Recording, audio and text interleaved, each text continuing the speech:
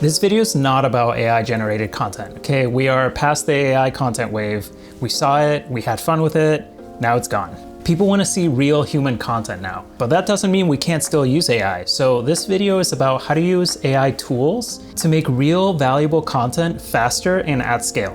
I'm going to be using ChatGPT Plus, but this works on any tool, including a lot of free models you can find out there. We're going to talk about how to use AI for topic and keyword research, thumbnail mockups, and outlining our videos.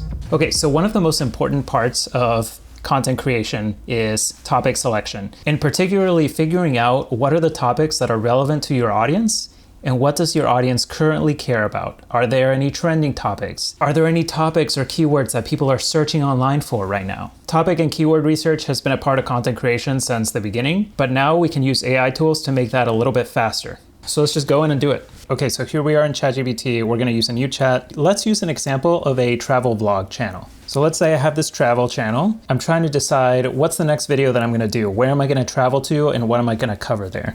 So what I might do is I might use ChatGPT to figure out first, what locations are people searching for? What locations are people watching on videos? I have a travel vlog channel and am trying to decide what video to make next. Do some keyword research around what types of locations people are interested in learning about over the last 3 months. Now, if you have a ChatGPT Plus subscription or a paid subscription to a lot of the other models, you can do something called deep research. In ChatGPT, it's located right here. If I was doing this for a real video, I might click on deep research so that I can make sure I get the information that I want, and I'm gonna let ChatGPT work. Sometimes it'll take a few minutes to compile all the research. However, this time, I'm not going to do deep research because we're just making this video as an example, so instead I'm going to use a thinking model.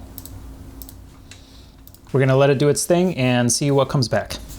Okay, we have our answer back from ChatGPT. Up at the top here, it's told us a little bit about what it did, and now we can start digging into some of this information. So there's a lot of really good information in here with some sources that we can click into. I always recommend clicking into the sources when you're asking AI for some informational stuff, just to make sure that the information is accurate. But it's discovered that the clearest form trend over the last 3 months is that people are heavily interested in East Asia comparisons and alternatives, especially Japan, Taiwan, South Korea, Singapore, and nearby what should I choose instead conversations. So if we were to click into some of these links, we might see that people are asking, okay, we've seen Japan. We know that Japan is a great destination to go to, but like, what else is there that is maybe similar in some ways to Japan, maybe a little different? What's new? What's the new cool place to go to? One of my lights just shut off. It also gave us a couple of other patterns that it noticed. For example, interest around less crowded European areas and islands, beaches, and warm weather. So already we're starting to get some ideas of the type of content that would do well for our travel channel next. We can read through all this information, but essentially all the information that it gave us boils down to this list right here, which are 10 video directions that it recommends we explore. If we did deep research, we would get even more information with some meaningful numbers behind this type of thing. We would probably get stuff like how many monthly searches are happening for these different terms, that sort of thing. And this is all information that we can ask AI to do for us. This type of research and getting this type of information would take us maybe an hour to do without AI. But with AI, we did it in about 10 minutes, which is a huge time saver. And during that time, during those 10 minutes, we can also be doing our own research and then compare our notes to what AI brings back. So this is a great way to use AI for topic research. Now, as a good YouTube strategist, I can't say to just go in and trust AI willy-nilly. Instead, you want to do a little bit of your own research after the fact to make sure that this is indeed a good direction. You want to click into some of these Reddit links and see if people are talking about, Japan versus Taiwan. You might use a tool like YouTube search trends or vidIQ to search for specific keywords that are related to the topics that you might be exploring. But I like this idea. If I had all the money in the world and I could travel to both Japan and Taiwan right now and make a video about like which trip is better for first-time visitors, I might actually do this. That sounds like a fun video to make. So let's say that we are now making a video about Japan versus Taiwan. Which is better for a first-time visitor? The second thing that we can use AI for is thumbnail mockups, because we know that on YouTube, title and thumbnail combinations are extremely important. Everybody recommends working on your title and your thumbnail before you start actually writing the video or working hard on the rest of the video. This is to make sure that you're going to have a clear direction for the promise that you're setting up for your viewer, and that it's going to be clickable, that it's actually going to be interesting and people are going to want to watch the video. So now let's use AI to create mockups for our thumbnails. I'm going to start using AI now as a thinking partner. So I'm going to say, I'm going to move forward with the Japan versus Taiwan, which is better for first-time visitors concept. Next, we need a strong title and thumbnail combination. First, do some research on well-performing travel videos and pull up examples of their thumbnails. Take a moment to describe what elements of their thumbnail design work for travel audiences. This is important because this is going to help us construct our own concept instead of just going with something that we didn't think up. Remember, we still want to be original. We still want to bring our own flair and our own style to our content. We don't want to just let AI create everything. So we're going to have AI research what is working for travel channels out there so that we know how to construct our own thumbnail. For the rest of the queries here, I'm going to be using ChatGPT's thinking model just because I want it to kind of double check its own logic as it goes along. This is my preference, but I think it works a little bit better for the information you get back. Okay, we're getting some information back, so let's look at some of these thumbnails. Okay, we got Universal Studios. We got a guy in a hotel and it says Hong Kong. We got Universal Singapore, okay. Another Universal Studios? Man, people like Universal Studios. All right, let's see what patterns it has uncovered. First, the location is instantly recognizable. I think that is true. We instantly knew these three were Universal Studios, obviously. But even the Hong Kong one, like Hong Kong is really big on the screen here, so we see it right away. There's one simple visual story. It's not a collage of 10 things. This is important for any thumbnail. Thumbnails should have a single story or a single point of focus for the person viewing the thumbnail. They should immediately get what the story is behind the thumbnail. One of the biggest mistakes people make with thumbnails is they make it into a collage. They try to pack as many different things into the thumbnail as possible. And that's something that's a mistake I used to make too when I started. But the way you make a thumbnail clear is by creating one simple visual story. So I like that tip. The best travel thumbnails usually answer one question. This is also true for just the best thumbnails in general. The thumbnail should be answering a question that you're forcing your viewer to ask. For example, this one about where to stay in Hong Kong, that is the question in and of itself, right?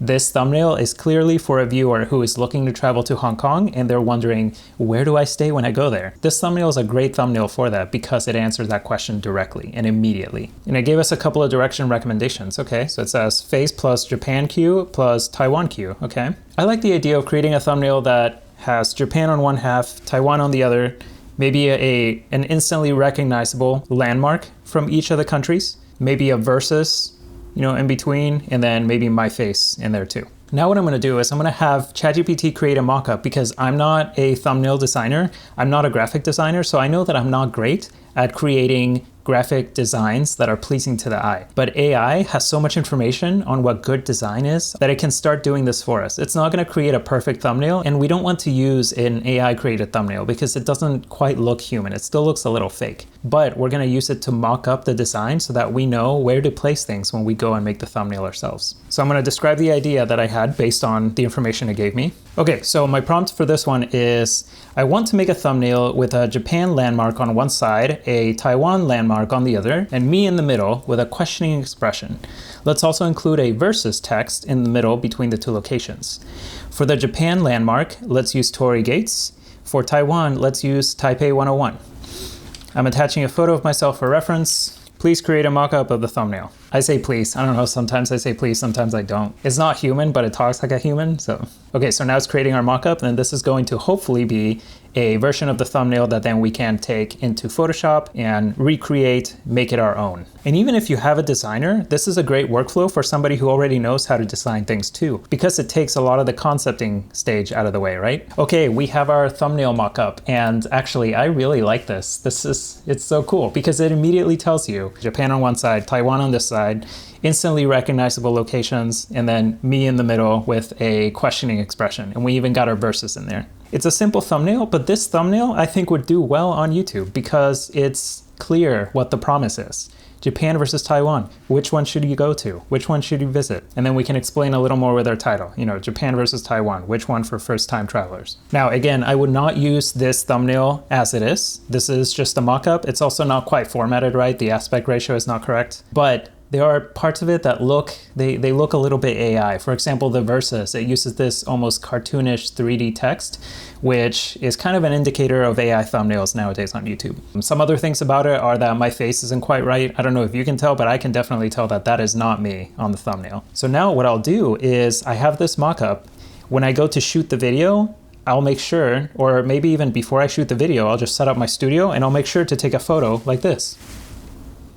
You know? And then that'll be the photo for the thumbnail. And then when we're ready to actually create our real thumbnail, we're gonna go into Photoshop, we're gonna use this as a reference, we're gonna get maybe some footage from the video that we make. We might get our own photo of Taipei 101, our own photo of the gates, put those in there, or we could use some stock photography online. But this is how you use AI to create a thumbnail mockup. And if you're not a designer, like me, I'm not a designer, this is going to give you a much better idea of how to design a thumbnail that is actually going to look good, be clear, and attract the viewer that you want. Okay, cool. So we have our thumbnail mockup. Now the final step is to use AI to help us create an outline for the video. When I start creating my outlines, I like to start with my own expertise and what I think would make a good video first, because that's how I inject my voice into the videos. So I'm not gonna ask right away for ChatGPT to write me an outline for the video. I'm gonna say, here's what I think a good outline would include for this video. Help me restructure it so that it's effective for YouTube and tell me what's missing. I'm gonna say something like that. Okay, so I'm gonna say, let's work on the outline now. Here's what I think should go in the outline. An intro and hook that sets up the question, which one to travel to. A quick overview of the state of tourism in each one to just expand on the hook and get the conversation going. Then part 1, Japan. Part 2, Taiwan, same thing. Then a direct comparison, a conclusion, and a CTA. And now I'm asking it, what do you think of this outline and is it effective for this type of video on YouTube? And what this is gonna do is it's gonna tell us what's working in this outline, what isn't, what we might want to add, what we might want to watch out for. So we got some information back. The outline naturally answers the viewer's main question. Why should I care? What each place is like, how they compare, which one should I choose? Here's an interesting part. It gave us the biggest risk. If part 1 is a long Japan section and then part 2 is a long Taiwan section, it can start feeling a little bit slow or segmented, which is a really good call out. So we want to keep that in mind when we're making this video. Is this really a comparison video or is it a here's Japan and then here's Taiwan video?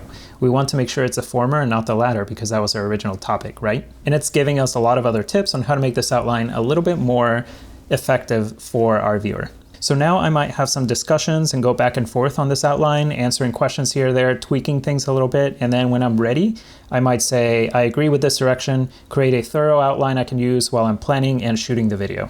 And here it's going to spit out the outline that I can actually follow, the outline that is going to be practical for me to follow. I can copy it into a Google Doc and then use it while I'm shooting. I always like to put this type of thing at the top of my outline docs just to make sure that it's visible there, that every time I go to make a video, whenever I'm shooting the video, I am looking at the core promise and not forgetting it. Cool, and now we have our full outline too. We have our part 1 hook and setup. It gave us the goal. It gave us some tips on what to communicate, some visual ideas, and just piece by piece, it's given us this outline that we can use to start shooting the video, planning our shot list, all of that. Travel videos, travel vlogs, they can be a little bit complicated to make, but if you're just making a talking head video, your outline can be way simpler than this. But no matter what type of video you're making, using AI to help you construct an outline that is still your vision for the video makes this planning process, this pre-production process, so much faster. And this is how you can use AI to help you make an outline while still keeping your own voice and making the video that you want to make. This is not an AI generated video. This is using AI tools to help you with your own video creation. Okay, and that, my friend, is 3 ways that you can use AI tools to speed up your content creation. Let me know what you think and let me know what kind of problems you're running into. And remember, this is not about creating AI generated content. We don't want to do that. We want to make real content. So let's use these tools to help us do topic and keyword research, to help create mockups for our thumbnails, and to help create outlines. But let's make sure we're still injecting our own creativity and our own voice to everything that we're doing.